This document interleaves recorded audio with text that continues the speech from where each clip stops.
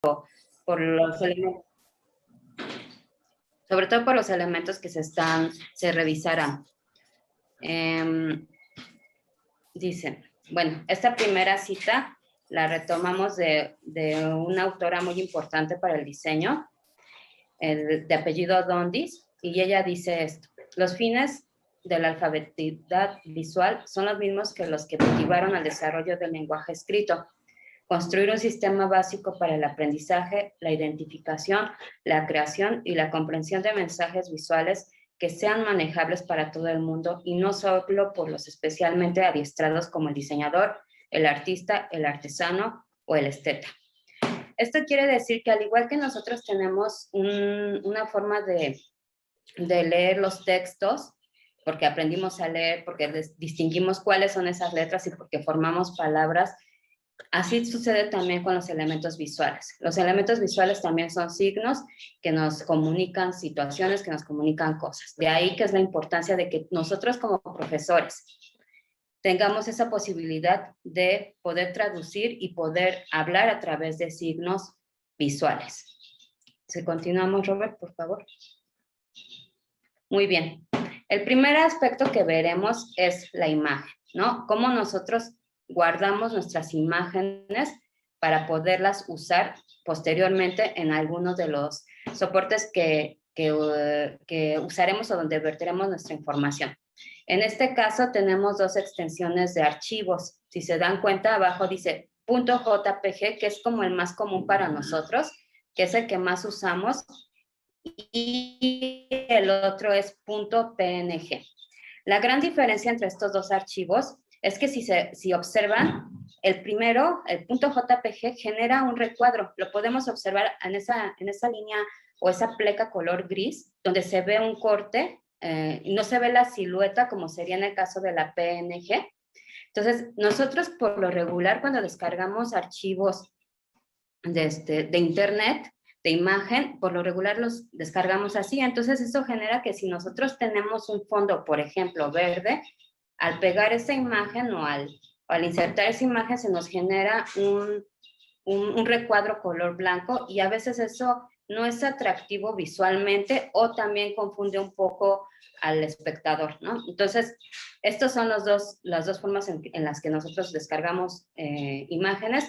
Por lo tanto, yo les recomiendo que todas las imágenes que nosotros podamos descargar de internet y que sean libres, ya sabemos que tenemos que considerar mucho eso, sobre todo porque nos encontramos en un medio académico, que sean estas de .png, donde se conserva la silueta de la fotografía o de la imagen. Si se dan cuenta, aquí está totalmente, la chica está corriendo y se ve como más movimiento que encasillarla en un marco, ¿no? Entonces, les recomiendo que para la próxima búsqueda de imágenes sea a través de .png.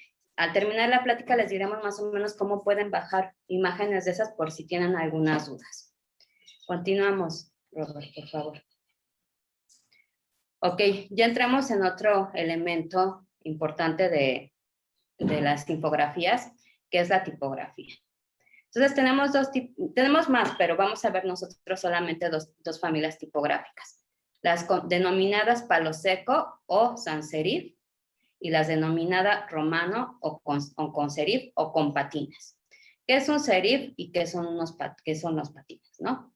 Por ejemplo, si vemos del lado izquierdo que tenemos esta tipografía palo seco, si observamos, no tiene remates, no tiene ninguna línea, son totalmente geométricas, no busca al final como un remate que le genere una línea.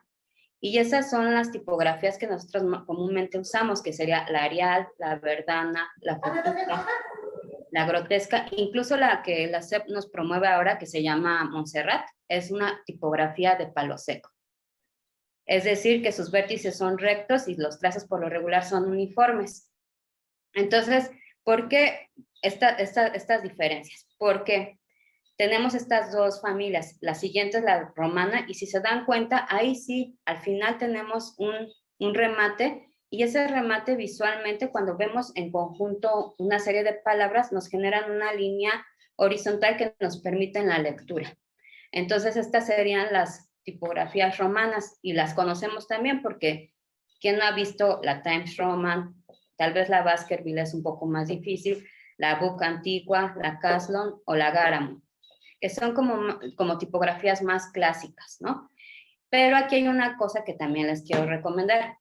Para la cuestión digital, se recomienda más el uso de las tipografías de palo seco. ¿Por qué? Porque tienen mayor información en píxeles. Entonces, no genera distorsión. Entonces, si ustedes quieren hacer, por ejemplo, una presentación digital o incluso un cartel o una infografía digital, les recomendaría que lo hicieran con tipografía de palo seco. Tal vez si es para impresión, entonces les recomendaría que usaran más tipografía romana o con patines, porque la romana o con patines es más para la impresión y más para la lectura. Y la otra nada más es como para poderla observar en la forma digital y que no se complique con la información y con el peso de los archivos. Por lo tanto, recuerden que palo seco sería para el entorno digital y la romana sería para la impresión, para libros o para carteles que están impresos. Entonces, estas son nuestras dos tipografías importantes y estamos haciendo una jerarquía tipográfica por estilo de familia tipográfica, es decir, palo seco o las romanas. La siguiente, por favor. Ahora, nuestra siguiente jerarquía tipográfica es por estilo de forma tipográfica. Como también creo que la mayoría que estamos aquí sabemos, cada una de las familias tipográficas tienen su propia forma, que sería regular, bold, itálica, itálica bold, y muchas más. Hay unas que son muy delgadas, otras que cambian totalmente a cursivas. Entonces, vamos a ver nada más estos cuatro que son como los que generalmente usamos. Y si se dan cuenta, de un lado tenemos la tipografía palo seco y del otro lado tenemos la de sans serif o con patines o romana. Y las dos se muestran en su forma regular, que es la que comúnmente usamos. La bold cuando queremos destacar alguna idea, algún título. La itálica cuando estamos haciendo, por ejemplo, no sé, usamos, no sé, palabras en latín o en otros idiomas que no son comunes para el español. Y bueno, y la itálica bold, que también sería lo mismo, pero dándole mayor énfasis, ¿no? Entonces, tenemos estas cuatro formas tipográficas y podemos generar una jerarquía tipográfica en nuestras infografías a través de la forma tipográfica y el uso de las tipografías, o sea, regular o bold, ¿no? Y podemos estar jugando entre esas formas que nos permiten distinguir o jerarquizar información dentro de ese espacio. La que sigue, por favor, Robert. Ok. Otra parte es, tenemos la jerarquía tipográfica por puntaje tipográfico, es decir, el tamaño que tiene nuestra tipografía. Y bueno, aquí hay unos ejemplos. Por lo regular, PowerPoint nos muestra que, o por default nos dice que los títulos son en 28 y luego todo el texto es en 24 y después tenemos unas diapositivas con muchísima información y con muchísima tipografía y muy grande, ¿no? Entonces, aquí les estoy haciendo también hincapié en cómo podemos jerarquizar tipográficamente a través del puntaje y si se dan cuenta, en los dos estilos en las dos familias tipográficas tenemos de 66 puntos, de 54, de 35 y de 14 puntos, ¿no? Entonces también ese juego entre los tamaños nos permite que nuestra información no sea totalmente plana, sino podemos poner títulos más con mayor énfasis, o a lo mejor hay subtítulos que requieren de menor puntaje, pero los separamos totalmente de la mayoría del texto, ¿no? Entonces, esto también podemos lograrlo a través de la jerarquía tipográfica. Antes de continuar, les quería comentar que esta presentación se les va a hacer llegar porque van a responder un cuestionario y tiene que ver mucho con esto. Es importante que cualquier duda que tengan nos las hagan saber para que las respondamos. Continuamos, Robert, por favor. Y bueno, y la última de las jerarquías tipográficas con que podemos nosotros pues diseñar parte de las infografías es por el contraste. Es decir, aquí ya se unen dos elementos, el color y la tipografía. Entonces, si se dan cuenta, tenemos casi no hay contraste entre ese fondo blanco con tipografía, perdón, ese fondo amarillo con tipografía blanca. Si lo observan, no es fácil leerlo. Entonces ahí sabemos que esa forma de usar la tipografía sobre un fondo claro, casi que se parece al mismo color, pues no nos permite la lectura. Entonces no les recomiendo que usen ese tipo de contraste. Tenemos el de abajo, ¿no? Que sería un buen contraste negro con tipografía blanca. Pero ¿qué sucede cuando yo ya tengo que leer muchas cosas? Pues eso ya me causa cansancio visual porque es una plasta totalmente negra con tipografía blanca. Entonces tampoco es recomendable. Hay una buena, si nosotros observamos y vemos el siguiente, donde está la tipografía negra sobre un fondo blanco, que sería lo ideal. A veces en el mundo editorial le bajan un poquito el negro a la tipografía y le ponen un porcentaje, pero ese sería como el ideal. No necesariamente tiene que ser negro, pero sí un fondo claro con una tipografía mucho más oscura que permite ese contraste. Y tenemos el contraste por analogía, es decir, por colores contrarios, que sería el color turquesa con el color naranja, que son colores complementarios, es decir, se encuentra el uno en el extremo del otro en el círculo cromático. Entonces, al tener estos dos colores, pues también brilla mucho. Entonces llega un momento en que tampoco podemos percibir bien los textos. Entonces, también les recomiendo, no es malo usar pero sí usarlo tal vez para llamar la atención, pero no necesariamente dentro de un texto, porque sería muy cansado.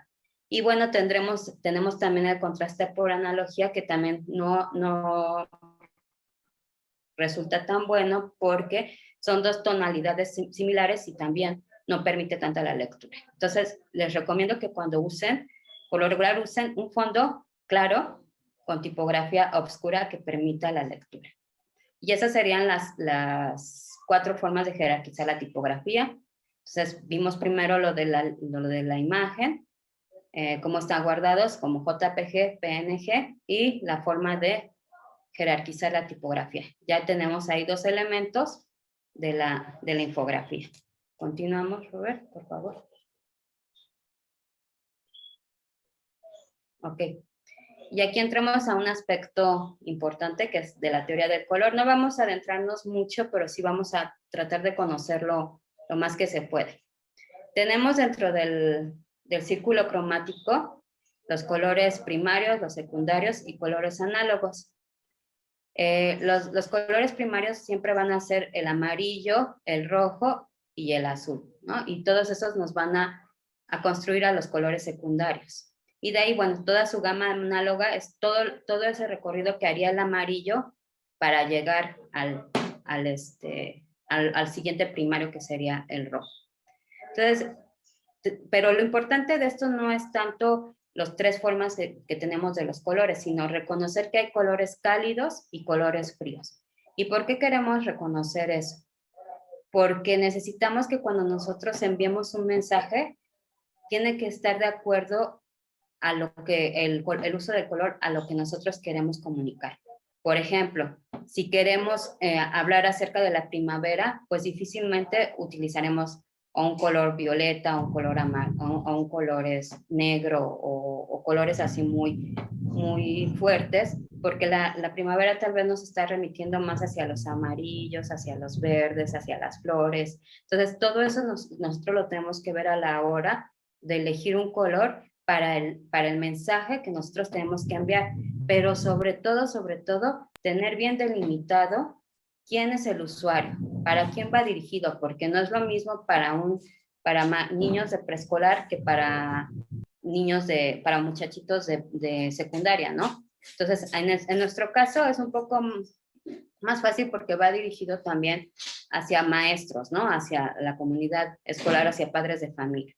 Entonces, tenemos que ver también, es como una suma de todo. A ver, ¿quién es el usuario? ¿Qué tipo de mensaje quiero enviar? ¿Por qué tendría que usar colores cálidos o colores fríos? Eso tenemos que tenerlo bien claro a la hora de diseñar una infografía. ¿Continuamos, Robert? Ok, dentro de la teoría de color tenemos 2 tipos de colores. los colores luz y los colores pigmento.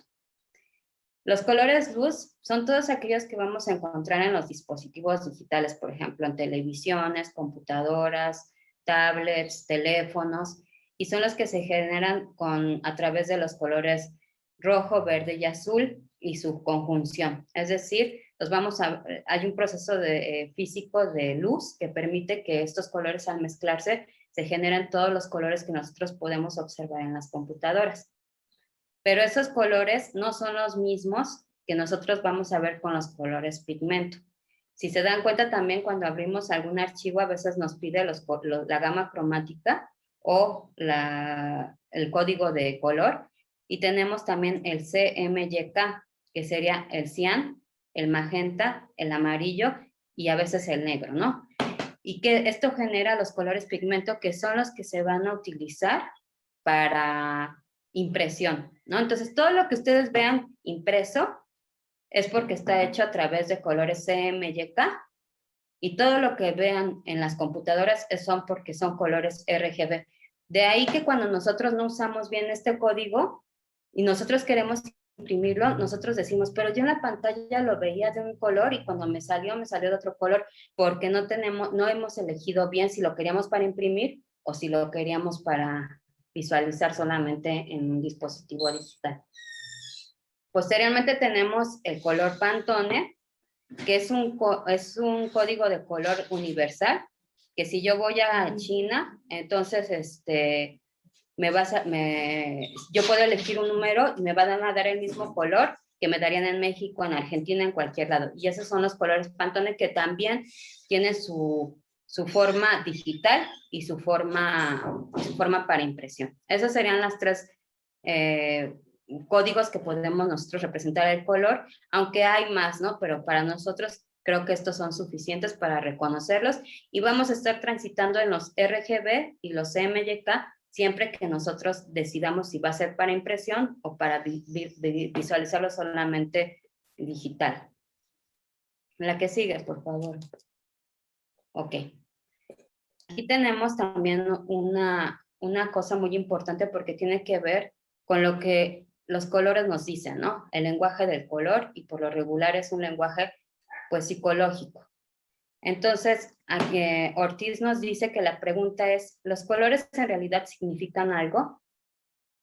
Para cual se parte de la idea de que el significado posible asociado a un color posee en sus raíces inmersa los procesos simbólicos y culturales en la historia de la humanidad, en su interacción y el intento del hombre por dominar la naturaleza. Es decir, pues nosotros asociamos los colores con hechos por lo regular naturales, ¿no? Entonces sabemos que si vamos hacia un bosque, vamos a ver a lo mejor todo verde, si vamos hacia la tundra, vamos a ver todo blanco o azul, pero la realidad es que lo que importa aquí es que esas asociaciones primarias y culturales de los colores, pues nosotros nos impacta a nosotros desde desde nuestra cultura. Es decir, no es lo mismo lo que nosotros vemos como blanco que para otra cultura, ¿no? Nosotros, por ejemplo, la pureza y las mujeres se casan de blanco, pero en los países musulmanes es otro tipo de código el que se usa para el blanco. Entonces, tenemos que saber también qué es lo que representa para nosotros y para nuestro contexto, para poder informar o poder comunicar algún mensaje a través del color. Continuamos, por favor. Y bueno, aquí sí quiero recalcarles una parte. No todo, hay muchos estudios en cuanto a la psicología del color, no todos son aceptados, ¿no? Pero bueno, para lo que nosotros pretendemos usar, sí es importante que ustedes sepan lo que nos connota los colores. En el caso del blanco, que implica inocencia y pureza, pues también tiene situaciones que se han visto a través de estudios que permite, por ejemplo, atenuar el estrés, o por ejemplo, si lo vemos nosotros ya desde un punto de vista del color físico, el color blanco sería un color neutro, ¿no? Entonces, porque el color blanco en realidad es la suma de todos los colores, ¿no? Entonces, siempre va a haber como una sintonía o pues, una armonía entre el color blanco y cualquier otro color, porque siempre va a fungir como un color neutral. Y bueno, dice, contiene todos los espectros los colores del espectro y representa lo positivo y lo negativo de cada uno de ellos, ¿no? Entonces es un color neutro, sí representa la pureza, por lo menos en nuestra cultura, a veces la paz y una serie de simbolismos que la propia cultura les ha dado. En cambio, el color negro, que sería la ausencia de luz, también tiene una interpretación y por lo regular lo estamos viendo como pues elegante, nobleza, incluso luto, ¿no? Entonces, todo eso, esos significados son culturales y son los que nosotros tenemos que observar a la hora de elegirlo para lanzar un mensaje.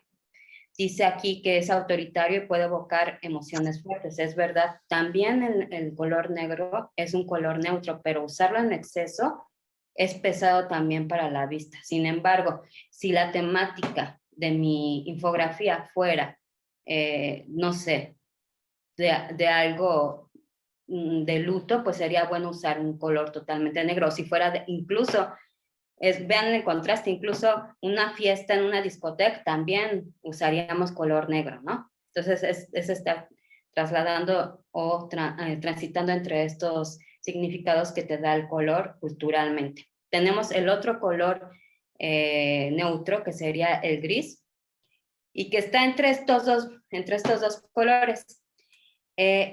Sí, el gris es importante porque sí le baja como tonalidad o brillantes a los colores y sí atenúa a veces los mensajes. Entonces, debemos de saber en qué momento usarlo, porque si nosotros queremos usarlo en un mensaje que quiera representar, por ejemplo, alegría, pues por lo regular no lo vamos a poder lograr, porque este color nos evoca a la tristeza, a la melancolía, incluso hasta la...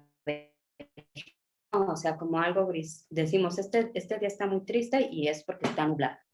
En el caso del amarillo ya estamos hablando de un color muy brillante y bueno, aquí dice que está relacionado con la inteligencia, con las formas de creatividad y bueno, y sí, eso sí les puedo decir que sí es un color muy cálido y luminoso, es decir, pues tiene muchísima luz y es un punto muy importante si queremos destacar un mensaje. No obstante, no lo debemos de usar en gran cantidad porque si no, pues también cansa visualmente, ¿no? Entonces, saber en qué momento podemos usar cada uno de estos colores. La siguiente, Robert, por favor. El rojo. Uy, el rojo también tiene unos significados muy, muy particulares. Por lo regular siempre lo llevamos según también la tonalidad de rojo, porque si es un rojo brillante, a lo mejor el amor. Si es un rojo más con negro, decimos violencia, ¿no? Entonces, tenemos que saber también ese uso del rojo. Aquí dice que es un color muy intenso y apasionado. Y bueno, sí se utiliza para llamar la atención, pero voy a llamar la atención en esos aspectos que requiero. O sea, si voy a hacer un cartel o una infografía que me hable de peligro, tal vez sí puedo usar el rojo. Pero si voy a usar, no sé, hacer una infografía para reconocer las partes en una biblioteca donde están los libros, pues difícilmente usaré un color rojo, ¿no? Así como para llamar la atención es importante. Y también, como dice aquí al final, su uso en extremo, pues cansa la vista. En el caso de los naranjas es muy particular porque si observamos, nos remite a la comida, a la calidez, a lo caliente, y por lo regular, si se dan cuenta, todos los restaurantes o muchos de los restaurantes están en esas tonalidades, entre los rojizos, los amarillos y los naranjas. Dice que posee una fuerza activa, radiante y expansiva. Y bueno, y en pequeñas dosis puede estar bien utilizado, pero ya en grandes dosis ya también resulta agresivo porque al final de cuentas tiene mucha parte de rojo el color naranja, ¿no? Entonces, si quiero representar algo cálido, sí me iría hacia esos colores, a esos naranjas, a esos amarillos, para representar algo que yo quiera lanzar como mensaje. En el caso del color azul, es un color frío, y bueno, y tenemos una serie de gamas de color azul, pero también simboliza muchas cosas como la frescura, también visualmente nos da como calidez, no, perdón, nos da como paz, ¿no? Es como tranquilidad. Dice aquí que es representa la amistad, la fidelidad, la serenidad. Y bueno, entonces por lo regular nosotros, no sé por qué en el sistema educativo se usa mucho el color azul, y bueno, y todo esto es lo que representa. Entonces, tal vez incluso hasta por como nosotros vamos a la normal, a veces van vestidos de azul, y nosotros hacemos esa asociación, pero en este ámbito, ¿no? Entonces también tenemos que ver en los ámbitos que nosotros estamos, qué es lo que representa el color. De ahí que a veces no son aceptadas muchas estas clasificaciones en cuanto a la psicología del color. Y bueno, tenemos también el color violeta. Por lo regular, este color va más hacia las cuestiones religiosas, hacia lo espiritual. Entonces también lanza un mensaje distinto al que nosotros tal vez queramos enviar, pero bueno, también usado en pequeñas dosis también es una buena opción para poder comunicarnos con nuestras infografías. Bueno, seguimos, Robert. Te encantan los animalitos. Ok. Ahora hablamos de las propiedades del color. Y bueno, tenemos tres importantes, ¿no? Que es la saturación, el matiz y la luminosidad. Vamos a hablar de estas, tal vez no es porque queramos que ustedes sean diseñadores ni nada, sino solamente para que sepan qué color deben de elegir o qué propiedad deberían de elegir según su mensaje. Y tenemos la saturación. Y bueno, la saturación por lo regular, si ven, la parte del extremo izquierdo tenemos un gris y en la derecha tenemos un color naranja. Cuando nosotros le queremos quitar saturación a nuestro color naranja, que sería el principal, tendríamos que estarle agregando color gris. Entonces, al final de cuentas, esto nos llevaría hacia un grisáceo, pero que nace del color gris. Entonces, la saturación se trata de la pureza del color. Por ejemplo, un color muy saturado tiene un color vivo e intenso, es decir, tenemos ahí ese naranja muy intenso, y bueno, al momento de estarle poniendo gris, se va como deslavando, ¿no? Entonces, si se dan cuenta, no es lo mismo enviar un mensaje con ese color saturado, color naranja, que con el último, que también tiene su color naranja, solamente que es con una combinación de gris y le va quitando esa saturación. En el caso del matiz, el matiz es el color puro, es decir, yo hablo que es un color rojo y es color rojo, no tiene otro color que lo esté mezclando, ¿no? Entonces, si se dan cuenta, aquí en esta gama tenemos el amarillo, amarillo, y de ahí una serie de recorrido, pero cada uno de esos colores tiene su propia luminosidad, o sea, está totalmente con la luz que le corresponde, y por eso nosotros conocemos los colores. De hecho, tiene que ver mucho el matiz con el nombre de los colores, es decir, el propio matiz le da el nombre al color, o sea, es verde, rojo, naranja, rosa, morado. Ese sería el color en el caso del matiz, que es una cualidad por la que diferenciamos y damos nombre al color. Y en el caso de la luminosidad tiene que ver un poco con la saturación, pero en lugar de ponerle color gris, le vamos a poner o color blanco o color negro. Entonces, esa gama de colores, al mezclarlo con color negro, pues se va apagando también el color, y si le ponemos blanco, pues llega un momento en que totalmente desaparece el color, ¿no? Porque lo absorbe totalmente el blanco. Y bueno, la luminosidad o brillo es la cantidad de luz emitida o reflejada por el objeto. Y eso es lo que sucede con esta gama, con esta propiedad del color de la luminosidad. Entonces tenemos estas tres formas de representar el color, y es importante que la conozcamos para saber cuando enviamos un mensaje cuál es la que debemos elegir. La que sigue, Robert, por favor. Y bueno, aquí les hicimos un poco una situación de cómo pueden combinar color, porque posiblemente se encuentren, pero yo qué gama cromática voy a utilizar, porque cómo sé que es correcto mi color, ¿no?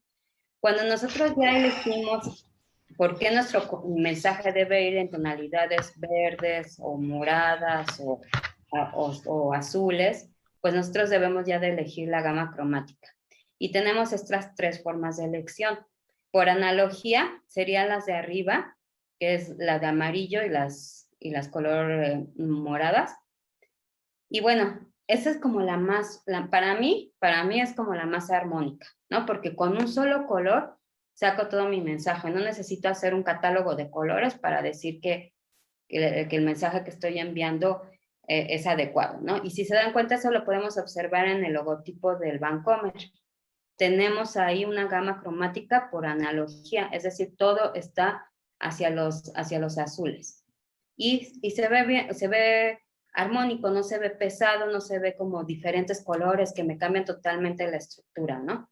Entonces, para mi punto de vista, esta sería una gama cromática. Claro que si ustedes logran otro tipo de gama cromática también es muy interesante, pero siempre y cuando respetando el mensaje que se quiere enviar.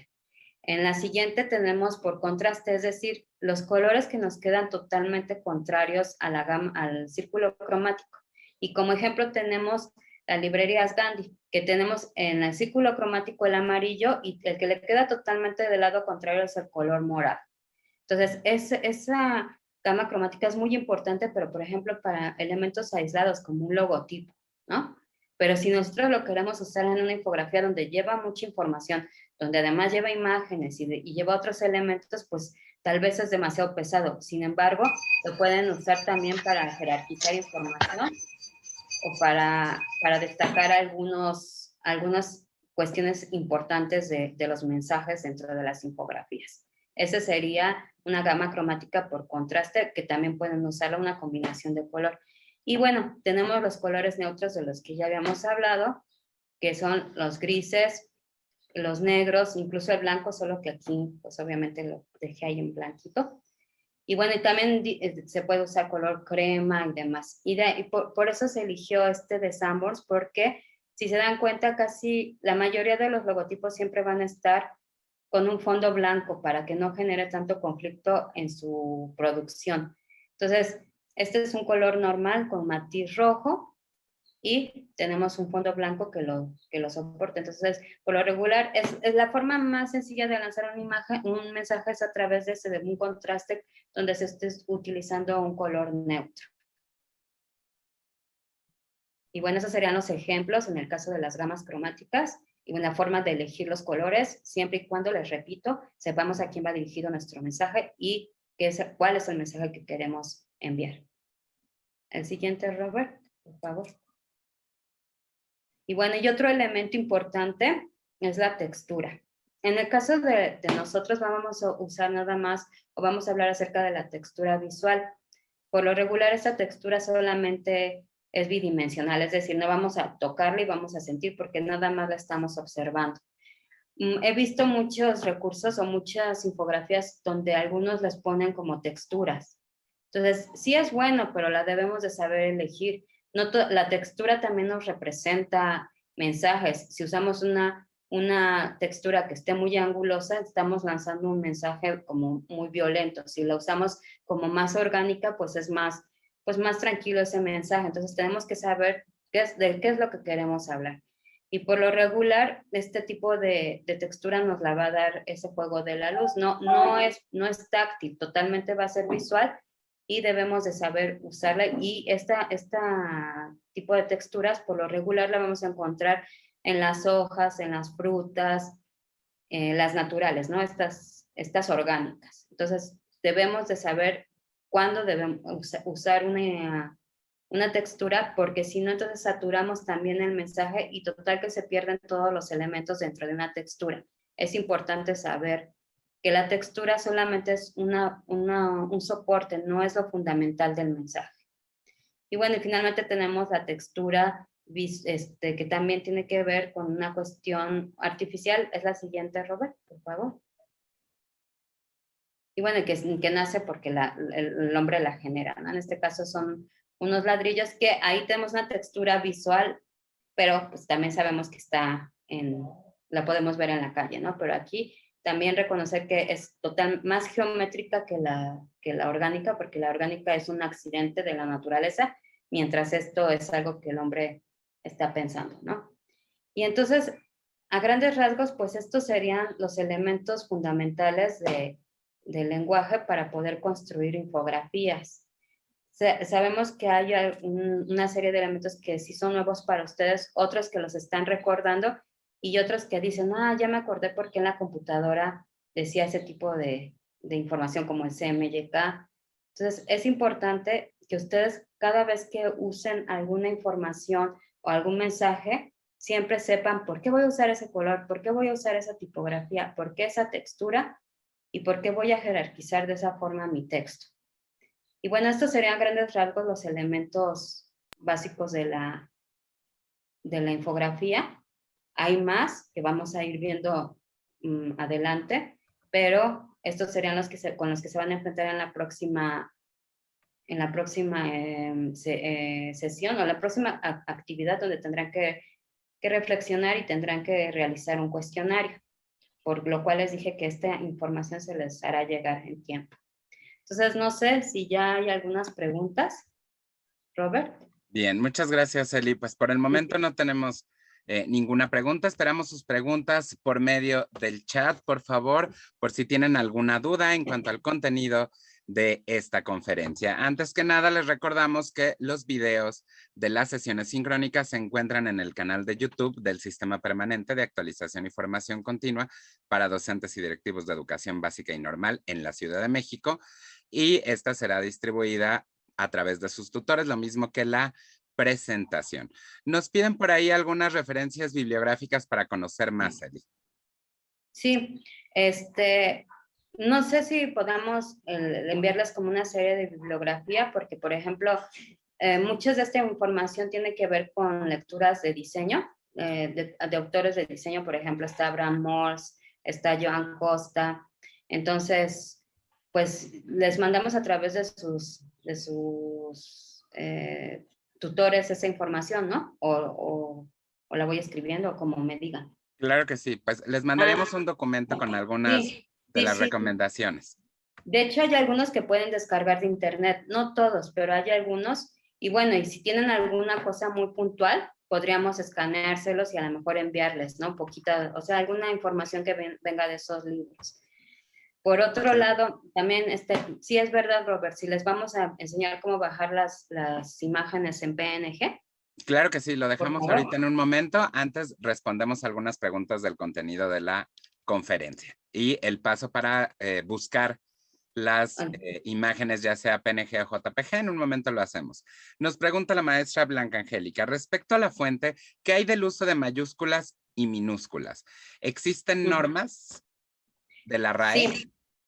Bueno, visuales, no sé si de la RAE, porque la RAE tiene sus propias normas y también se impactan en los medios digitales, como que el uso de las mayúsculas totalmente bloqueadas, pues no genera un buen mensaje, ¿no? Pero en el caso de las cuestiones visuales también las hay. No debemos de abusar en el uso de las mayúsculas totalmente, no es nada aceptable. Es mejor usar mayúsculas y minúsculas porque es muy cansado visualmente y es muy pesado también. Entonces, es mejor que si quieren solo un título que no sea mayor de 6 palabras, puede ser con mayúsculas, pero ya más largos ya no se les recomienda. Tal vez para jerarquizar la información usaría una tipografía bold, o sea, más negra, ¿no? O cambiaría el color o el contraste por color. Decía una maestra que no le había quedado claro de cómo elegir entre la gama cromática de RGB y de CMYK. Tiene que elegir, maestra, si su infografía, por ejemplo, va a ser impresa. Al momento que diga usted, yo voy a imprimir, entonces tendría que cambiar en sus opciones del software donde la haga, o sea en PowerPoint o en el que usted decida, que todo sea a CMYK, porque si no, entonces usted va a trabajar en RGB y usted va a ver unos colores y cuando lo imprima va a ver otros colores totalmente diferentes y va a decir, pero si yo elegí, porque a mí también me llegó a pasar, pero dije, ¿por qué? Porque estaba eligiendo una gama cromática que no era. Si es para impresión, en el caso que sea para digital, que nada más la voy a difundir a través de medios electrónicos, pues con que por default va a estar en RGB. Ustedes lo único que tienen que cambiar es que sea CMYK cuando quiera imprimir. Pero ese es un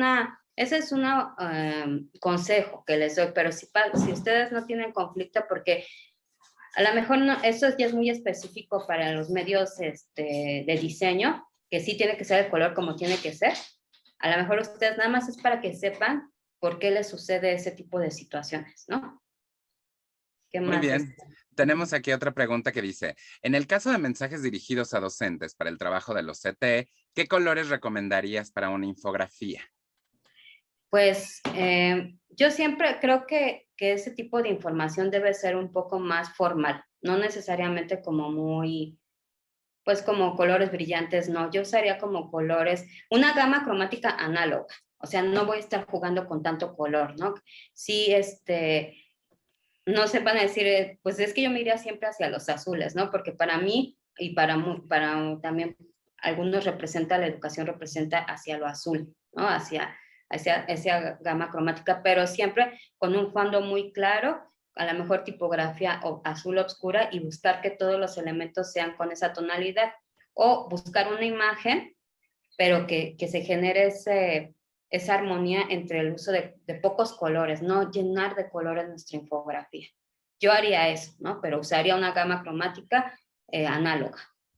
Ok, muy bien. Aquí tenemos otra pregunta. ¿Hay alguna recomendación sobre el tamaño adecuado para la elaboración de las infografías?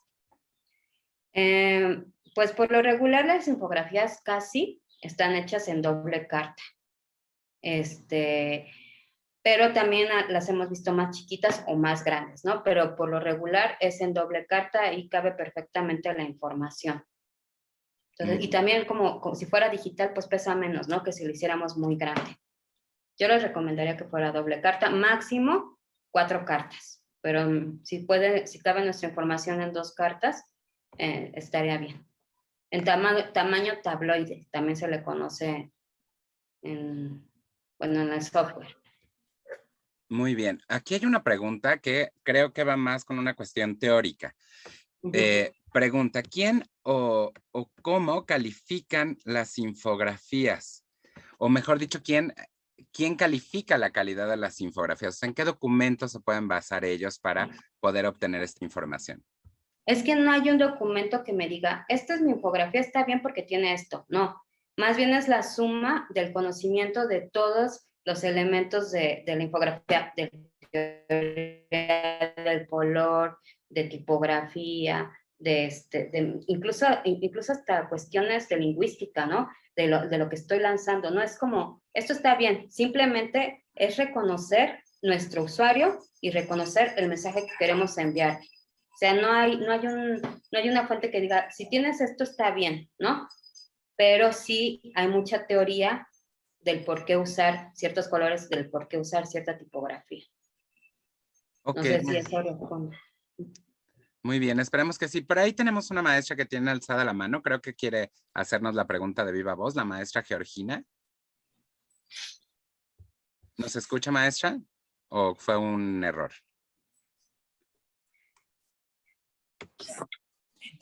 Creo que no nos escucha la maestra. Ok, bueno, continuemos entonces. La maestra...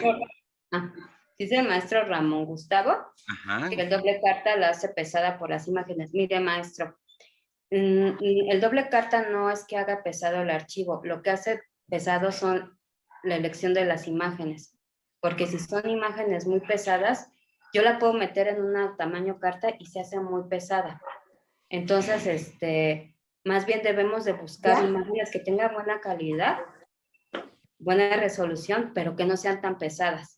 Por lo regular, yo les recomiendo que sean como de 500 píxeles, porque si nos vamos a 1000, 2000, entonces metemos muchas imágenes y nuestro archivo se hace muy grande. Y lamentablemente la plataforma, por cuestiones para que todos puedan tener acceso o meter su información, nos permite solamente 8 megabytes para poder subir información. De lo contrario, si fuera más, entonces empezaría a trabar la plataforma. Pero no es el formato, más bien es la elección de la tipografía, la elección a veces incluso de la textura que usamos es muy pesada y también genera que el archivo sea muy pesado. No sé si... Tenemos una pregunta, nuevamente nos dicen cómo establecer estas diferencias entre el CMYK y el RGB. No sé si podrías volver a hacer la precisión. Sí, como les comento, si ustedes abren un archivo de Word, de PowerPoint, Por lo regular está ahí ya nuestra elección. Decimos por ejemplo, un formato de diapositiva, ¿no? Por default nos da uno que puede ser muy cuadrado o luego alargado de 1024 píxeles. Y ahí mismo nos dice la gama cromática que está, por lo regular va a estar siempre en RGB. RGB, recuerden que son los colores luz, son los únicos que voy a ver a través de la computadora, que no son los reales. Yo sí puedo imprimir con esos, pero no son los que los que estoy viendo en la computadora. Entonces, si yo quiero que mi infografía sea impresa y quiero que los colores sean más reales a lo que estoy viendo, entonces me voy cuando preparo mi archivo, antes, porque uno tiene que preparar su archivo, no darle totalmente lo que salga, ¿no? Porque pues, así me va a salir como lo dice la computadora. Entonces voy a elegir que mi gama sea CMYK. Entonces cuando yo imprima, me va a salir exactamente lo que yo estoy viendo. O por lo menos los colores más parecidos Porque también hay otra forma de calibrar el monitor, pero esas son cuestiones muy técnicas que tendría que hacer un técnico para que lo que ustedes estén viendo salga en la impresión, ¿no? Entonces, saber que esos colores para impresión tienen que ser resultado de un código CMYK y no de RGB. Yo creo que eso nada más es como para que ustedes conozcan, pero no se preocupen tanto por esa situación. Nada más ténganlo en cuenta, ¿no? Y No sé si tenemos... así ya. Ok, muy bien, gracias, Eli. Tenemos aquí una última pregunta por la cuestión del tiempo. No quedó muy clara la diferencia entre saturación y matiz, que si podrías volverlo a precisar. El matiz es totalmente el color como es. O sea, es amarillo, es rojo, no tiene nada, o sea, es el color puro. Ese es el color, el matiz. Y la saturación es cuando uno a ese color amarillo le va poniendo gris. Entonces va cambiando a grisáceo hasta que se va disminuyendo el color real que sería el amarillo porque lo estoy combinando con otro color. Y eso genera otro mensaje porque va apagando el color y no es lo mismo la primavera totalmente amarilla que la primavera con gris, ¿no? Ya ni siquiera sería primavera. Entonces, el matiz es el color real, el que vemos, y la saturación es cuando le empezamos a poner gris a ese color y nos baja pues la calidad del color, ¿no? La brillantez del color. Muy bien. Okay. Dice la maestra Miriam que le hubiera gustado ver infografías con los elementos que se comentaron. Sí sería bueno lo que dice la maestra, pero es como un poco condicionarlos a que hagan eso. Entonces, por lo regular van a querer ver ustedes, van a querer hacer como infografías con esa situación. Entonces, lo importante del curso es que ustedes puedan generar sus propios recursos sin que tengan que ver hacia otro lo que está haciendo. De ahí yo creo que muchos a estas alturas ya están revisando en internet muchas infografías, ¿no? Entonces creo que esa parte sí les ayuda porque también el ojo se tiene que entrenar, pero es más importante que ustedes porque no es lo mismo el que está haciendo esa infografía que mi escuela, no es lo mismo que mi zona, no es lo mismo, el mismo mensaje, mi zona es diferente a cualquier otra zona, aunque sean los mismos niveles educativos.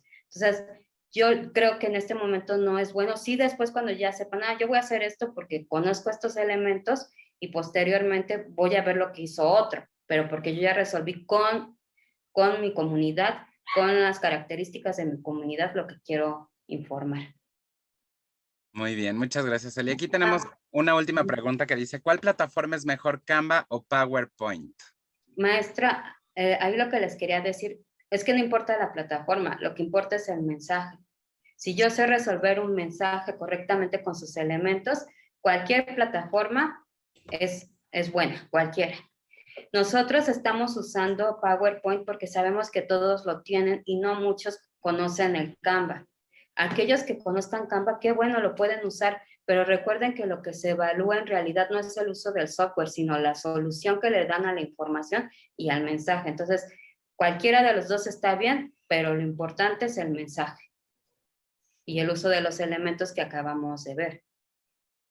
Ok, dice que ¿en dónde van a resolver el cuestionario sobre esta conferencia? Vamos a dar las precisiones ahorita al final. Vamos a pasar a la búsqueda de imágenes en JPG o PNG a través del navegador. Entonces, voy a compartirles pantalla. Vamos a estar en nuestro navegador y de acuerdo a lo que ustedes deseen buscar, vamos a hacer a colocar la palabra, ¿no? En este caso vamos a dar escuela. Nos vamos a imágenes. Y aquí ya tenemos diferentes imágenes sobre escuela. Le vamos a dar clic en herramientas y podemos hacerlo por donde dice color y le damos clic en transparentes. De esta manera nos arrojará imágenes que no tienen fondo. Si ustedes ubican las imágenes que están en PNG, es decir, que no tienen este fondo, les aparece en la parte de atrás, lo van a ver ustedes muy tenue por la retransmisión de la pantalla, pero tiene unos cuadritos blancos y grises en el fondo. Quiere decir que nuestra imagen tiene un fondo transparente y en cualquiera de los lienzos que nosotros lo coloquemos, pues no tendrá el marco blanco al que estamos acostumbrados. No sé si tengan alguna duda en cuanto a cómo hacer esta búsqueda. Si ustedes observaron, es sumamente sencillo. No tenemos realmente ningún inconveniente para buscarlos. En dado caso de que ustedes digan, es que hay una imagen que yo quiero, pero no la encuentro con fondo transparente. Previo a que ustedes hagan su actividad 5, viene un video tutorial en PowerPoint de cómo podemos quitarle los fondos a las imágenes a través de una herramienta que tiene ahí PowerPoint. Entonces, es muy sencillo, solamente ustedes contornean la parte que van a querer y lo demás lo elimina de la imagen. Si bien no es un editor propio para el diseño gráfico, la misión que tenemos, en este caso todos los que trabajamos en el sector educativo, es comunicar, no ser diseñadores gráficos ni entregar productos de una alta calidad, solamente que contengan los elementos necesarios para cumplir con la intención comunicativa. Sí. Adelante, Celi. Sí, no, es eso, que no olviden que lo importante es el mensaje, como se los he estado diciendo. Por lo tanto, es una suma de todo, ¿no? Del color, de la tipografía, y que la elección viene de las necesidades de su propio plantel o de su zona escolar, ¿no? No es porque me gustó lo que hizo la maestra, porque no va a responder a lo que necesita mi comunidad escolar, que es diferente. Entonces, no importa nada de lo demás, incluso la elección de la imagen, pues también tiene que ser de acuerdo a cómo ustedes ven a su propia comunidad y cómo quieren enviar ese mensaje, ¿no? No importa el software, como les dije, ni el formato. Sí, lamentablemente a veces sí necesitamos que se apegue a un peso en megabytes para poderlo subir a plataformas, incluso para poderlo enviar en un correo electrónico, ¿no? Entonces, nada más, a lo mejor sería lo único que tenemos. El uso del color, pues ya también es cuestión de estar entrenando el ojo y de observar más, porque nosotros caminamos y ya no observamos, ya llegamos a los lugares así como, yo no sé por qué llegué, pero ya dejamos de ver. Entonces, si observáramos más, podríamos entender más todos estos elementos. Ok, aquí tenemos un par de preguntas más porque ya estamos casi en tiempo. Nos preguntan que si el video para cortar la imagen se los proporcionaremos. El video está en la plataforma dentro del diseño instruccional de la actividad 5, en donde damos unas recomendaciones más sobre cómo diseñar la infografía. Recuerden que ustedes hicieron en la actividad 3 una primera infografía que tenía ciertos elementos. Este era un ensayo nada más. Era el primer acercamiento al diseño de la infografía. Ahora ustedes ya van a diseñar una infografía con estos nuevos elementos que vimos ya en la sesión. En la plataforma tenemos un tema que se llama Preámbulo a la actividad 5. Ahí viene una infografía retomada de los libros de texto gratuitos del Atlas de Geografía, donde volvemos a repetir estos elementos, las imágenes que son en JPG, en PNG, las familias tipográficas y también el cómo ustedes pueden ir sintetizando el mensaje y obviamente la armonización de estas imágenes. Es importante que ahí al final de la infografía den clic para resolver el cuestionario. ¿En qué momento se va a abrir el cuestionario? En unos minutos más terminando esta sesión. Ustedes van a tener la oportunidad de resolver el cuestionario. Es de opción múltiple. Es una batería de 15 preguntas, pero solamente van a responder 5. Tienen 2 intentos para hacerlo, pero en cada intento ustedes no van a tener las mismas preguntas. Entonces, recuerden que se van barajeando, pero todas las preguntas están con base en la plática del día de hoy. ¿Cuándo tendremos disponible el video? A más tardar el día de mañana, para los que deseen volver a mirarlo antes de resolver el cuestionario. ¿Hasta cuándo podemos resolver el cuestionario, Celi? Bueno, el cuestionario se abre hoy a las 2 de la tarde, ¿no? Es importante que ustedes, en ese momento yo creo que se les va a empezar a enviar, ¿verdad, Robert? La presentación para que los tengan más, por cualquier situación que no pudieron o entraron tarde o a lo mejor necesitan, a lo mejor hay elementos técnicos que necesitan volver a retomar. No dejen de ver la presentación para resolver el cuestionario que estará abierto hasta, ya saben, hasta el domingo a las 23:55, porque como bien les dice Roberto, son 15 preguntas, pero en realidad nada más les van a salir 5 y nada más tienen dos intentos y se va a usar el que tenga mayor evaluación, ¿no? El que sacaron mejor calificación, pero es importante que sí revisen, si no, entonces, pues no hay preguntas capciosas, todo es muy directo y tiene mucho que ver con la plática de hoy. Entonces, yo les recomiendo que primero vuelvan a revisar eso, si es que algo no les quedó muy claro o si tienen las preguntas, pues bueno, tuvimos esta parte para poder resolver algunas, pero hasta el domingo estará abierto el cuestionario. Así es. Y bueno, para concluir, por ahí había una pregunta sobre, que además es una pregunta muy atinada, sobre los derechos de las imágenes. Ustedes ya tienen este conocimiento desde el primer curso cuando hablamos sobre las licencias. Y bueno, vamos a ver cómo encontrar también imágenes con licencia abierta o Creative Commons. Voy a regresar aquí a nuestro buscador. Y quiero que observen cómo tenemos, además de donde cambiamos a transparente, donde dice derechos de uso. Y tenemos aquí pueden ser todos o licencias Creative Commons, es decir, que podemos utilizarla porque el autor así lo permite. Al darle clic ahí, nos arroja ya imágenes que tienen este tipo de licencia, que son de libre uso, siempre y cuando demos el crédito al autor. Espero que con este quede claro esa última pregunta. Dice la maestra Adriana que dónde puede volver a ver esta presentación. En nuestro canal de YouTube, así es, en nuestro canal de YouTube del Sistema Permanente, les hemos estado compartiendo la liga en diversos eventos, pero lo haremos en un momento más a través del chat para que nos regalen ahí una suscripción y le den clic a la campanita para que les vayan llegando las notificaciones de los videos que estamos subiendo. Existen los videos de las sesiones, pero también todos los videos que ustedes han visto a lo largo de este curso y de otros próximos cursos que vamos a tener, también están ahí disponibles para que los utilicen con sus colectivos, si así fuera necesario. No sé si haya alguna otra pregunta. Excelente, muy bien. ¿Algo más, Eli, con que quiera cerrar esta presentación? Okay. No, pues nada más eso, que no olviden que todo comunica y que cualquier cosa que ponga sobre un lienzo, sobre una infografía o sobre un cartel, va a decir algo. Entonces, por eso hay que ser muy cuidadosos a la hora de elegir imágenes, colores y todo lo demás, ¿no? Nada más es eso.